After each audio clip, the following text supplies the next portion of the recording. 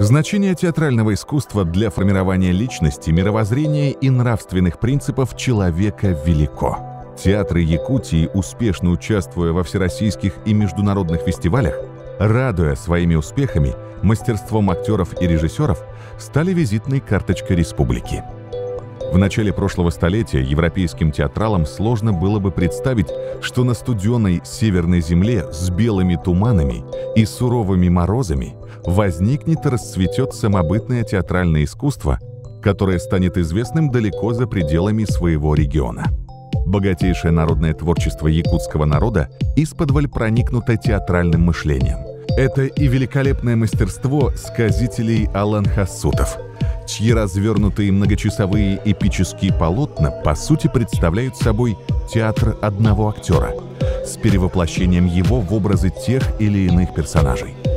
Это и уникальные ритуалы якутских шаманов, в которых они обращаются к тем или иным божествам и духам, умело репрезентируя их в своих камланиях.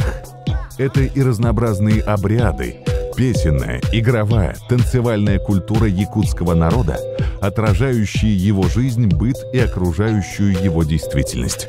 Очевидно, этим объясняется тот факт, что театр в Якутии стал успешно развиваться ранее других видов искусства, что в нем произошла органическая смычка традиционной и профессиональной форм культуры, явившая в конце XX века феномен самобытного театрального искусства Якутии.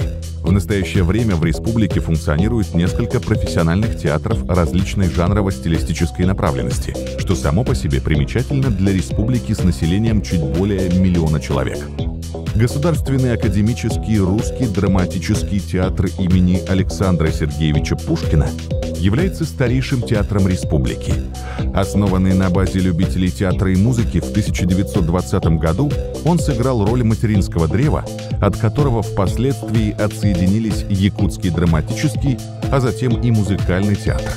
В недрах русского театра в Якутии вызревали такие направления профессионального искусства, как опера, балет, эстрадное творчество, инструментальное музицирование и многое другое. Широка география гастролей театра. Он побывал в 80 населенных пунктах и центральных городах России. Саха – академический театр имени Платона Алексеевича Аюнского. Является гордостью и ярким выразителем национального начала в якутском искусстве. Днем рождения Саха академического театра принято считать 17 октября 1925 года, когда якутской национальной труппой Народного театра была поставлена комедия «Злой дух» одного из классиков якутской литературы Николая Неустроева. Саха-театр неоднократно выступал за рубежом, получая восторг и признание зрителей в разных странах мира. Государственный театр оперы и балета Республики Саха-Якутия имени Дмитрия Кононовича Сивцева-Саурона-Амалона – один из ведущих музыкальных театров на северо-востоке России. Он является самым северным оперным театром в мире и наиболее крупным театральным коллективом в республике. В нем работают около 400 специалистов. Художественно руководящий состав, оперная и балетная труппы, оркестр, хор, производственные мастерские, технический и обслуживающий персонал. Свои истоки Государственный театр оперы и балета республики берет в 40-х годах XX века, когда в недрах Национального драматического театра стали образовываться первые формы музыкального театра. Каждый из профессиональных театров Якутии самобытен и своеобразен.